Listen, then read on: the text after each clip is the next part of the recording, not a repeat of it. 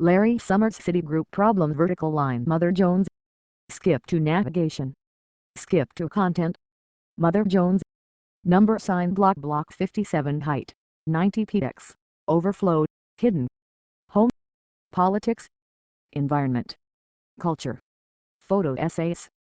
Blogs Political Mojo. Kevin Drum. Blue Marble. Tom Philpott. Mixed media. Subscribe. Support. Must reads. 10 times buffs and Syria vertical line Google's new effort to thwart the NSA vertical line Summer's funniest music video. Search this site. Politics. Corporations. Economy. Obama. Politics. Top stories. Larry Summers Citigroup problem.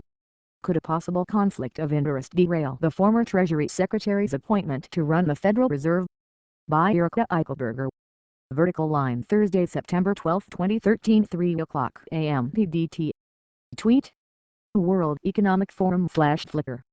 Former Treasury Secretary Larry Summers' consulting gig with the banking behemoth Citigroup could come back to haunt him if he is nominated to succeed Ben Bernanke as chairman of the Federal Reserve.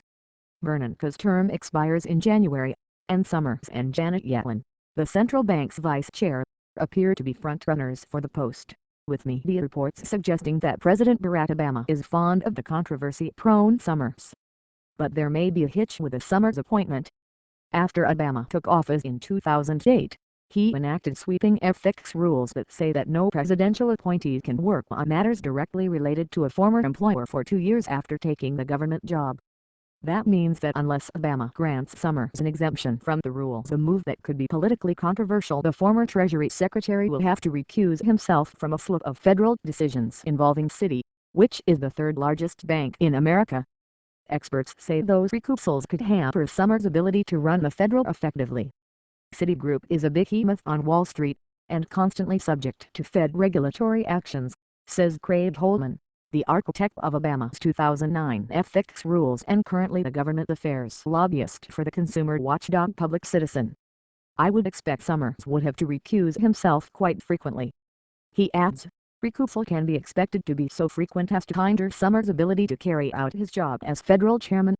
The Obama administration has granted dozens of ethics rules waivers since 2009, but they have mostly gone to lower-level appointees with limited conflicts of interest. Were Summers to be granted a waiver, according to Holman, it would be the most significant one yet.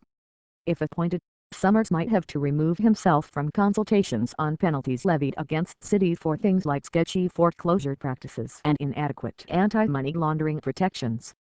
Nor would he be able to vote on post-financial crisis rules that Congress ordered the Federal to draft, including restrictions on CEO pay and guidelines for how much emergency capital Citi has to keep on its books.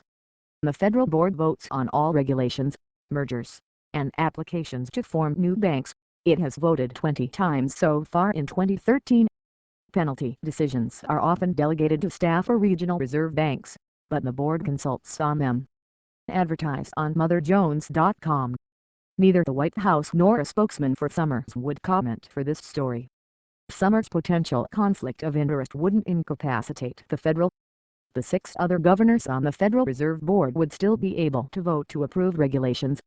And Obama's ethics rules wouldn't block Summers, who is a former director of Obama's National Economic Council, from having a say on broader regulations mandated by the 2010 Dodd-Frank financial reform law that affect the biggest banks, including Citi. This would include the Volcker Rule, which is supposed to limit high-risk trading by commercial banks. But it's difficult to see how working on a rule that affects only Citi and its largest competitors wouldn't constitute a potential conflict of interest for Summers, says Marcus Stanley, policy director at the advocacy group Americans for Financial Reform. Michael Greenberger, an expert on financial markets and professor at the University of Maryland School of Law, agrees. Whatever he does for everybody, he does for Citigroup. Even if there's not a formal conflict, Greenberger adds, there is an appearance of conflict.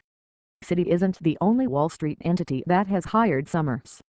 He also has done consulting work for a number of smaller financial firms, including the hedge fund B.E. Shaw and the venture capital firm Andreessen Horowitz. If he gets the job, he'd have to step aside if they have business before the Federal. Summers has also made money giving speeches at top financial firms, including J.P. Morgan Chase,